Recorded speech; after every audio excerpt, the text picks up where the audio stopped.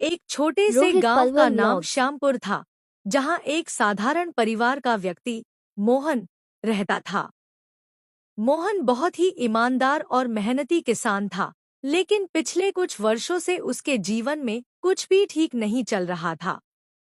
खेती में लगातार नुकसान, पारिवारिक समस्याएं और आर्थिक तंगी ने उसे पूरी तरह से निराश कर दिया था। उसने अपनी मेहनत में कोई कसर नहीं छोड़ी थी, लेकिन फिर भी उसे कभी सफलता नहीं मिल रही थी। वह सोचता, क्या जीवन में कभी कोई खुशियां आएंगी? क्यों मेरे जीवन में इतनी समस्याएं हैं?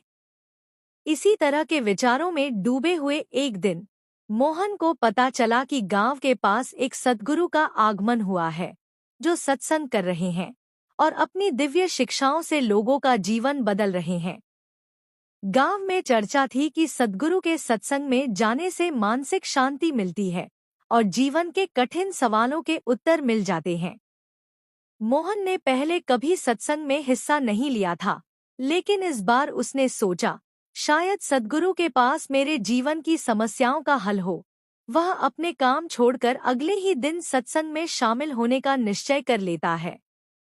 सत्संग में पहुंचकर मोहन ने देखा कि वहां सैकड़ों लोग एकत्रित थे। सबकी आंखों में एक चमक थी, एक उम्मीद की किरण। वहां बैठे सभी लोग सद्गुरु के आने की प्रतीक्षा कर रहे थे। कुछ ही क्षणों में सद्गुरु मंच पर आए। उनकी आंखों में एक गहरी शांति और चेहरे पर एक अलौकिक मुस्कान थी। उनके आते ही पूरे वातावरण में जैसे एक सकारात्मक ऊर्जा फैल गई। लोग पूरी श्रद्धा से उनका स्वागत कर रहे थे। सद्गुरु ने अपने वचनों की शुरुआत इस बात से की कि प्रत्येक व्यक्ति के जीवन में दुख और सुख दोनों का अपना महत्व है। दुख हमें सिखाते हैं कि हम अपने भीतर झांकें, अपनी कमजोरियों को समझें और अपने आत्मविश्वास को बढ़ाएं। हमारे जीवन की हर घटना हमें कुछ सिखाने आती है। मोहन ने बड़े ध्यान से सद्गुरु के वचनों को सुना। सद्गुरु ने कहा, हम अपने जीवन की समस्याओं को अक्सर बाहर के कारणों पर थोपते हैं, लेकिन वास्तविकता यह है कि समस्याओं का हल हमारे भीतर है। जब हम खुद को बदलने का प्रयास करते हैं, तो धीरे धीरे हमारे बाहर की दुनिया भी बदलने लगती है। अगर हम खुद को, अपने विचारों को, अपने दृष्टिकोण को बदल लें, तो परिस्थितियां भी हमारे अनुकूल होने लगती हैं। सद्गुरु के वचनों ने मोहन के हृदय में गहरी छाप छोड़ी। उसे महसूस हुआ कि अब तक उसने अपने दुखों का कारण दूसरों को समझा था, लेकिन आज उसे पता चला कि शायद वह खुद ही अपनी समस्याओं का कारण है। उसने सोचा, अगर मैं अपने जीवन को सकारात्मक रूप से देखना शुरू कर दूं और अपने दृष्टिकोण में बदलाव लाऊं, तो शायद मेरे जीवन में भी खुशियां लौट आएं। सत्संग के बाद मोहन ने सोचा कि वह सद्गुरु से व्यक्तिगत रूप से मिलकर अपने जीवन के सवालों के उत्तर पूछे।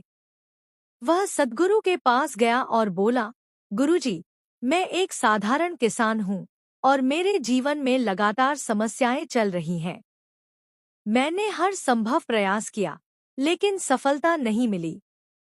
कृपया मुझे बताएं कि मैं अपने जीवन को कैसे सुधार सकता हूँ। सद्गुरु ने मुस्कुराते हुए कहा, बेटा, जीवन में सफलता और सुख पाने के लिए सबसे पहले अपने मन में शांति और संतोष लाओ। जब तक हमारा मन अशांत रहेगा, हम बाहरी दुनिया में सुख की खोज करते रहेंगे, लेकिन हमें वह सुख नहीं मिलेगा। मन को शांत करने का सबसे सरल तरीका है ध्यान और आत्मचिंतन। सद्गुरु ने मोहन को ध्यान करने की विधि सिखाई और कहा, रोज कुछ समय के लिए अकेले बैठकर अपने भीतर झांकने का अभ्यास करो। अपने विचारों को शांत करो और अपने भीतर की आवाज को सुनो। धीरे धीरे तुम्हें अपने जीवन के हर सवाल का उत्तर मिल जाएगा। मोहन ने सद्गुरु के बताए गए निर्देशों को पूरी निष्ठा से अपनाया। वह रोज सुबह उठकर ध्यान करने लगा और सद्गुरु के वचनों को जीवन में उतारने की कोशिश करने लगा। उसने अपनी सोच को सकारात्मक बना लिया और हर परिस्थिति में शांति बनाए रखने का अभ्यास किया। धीरे धीरे उसने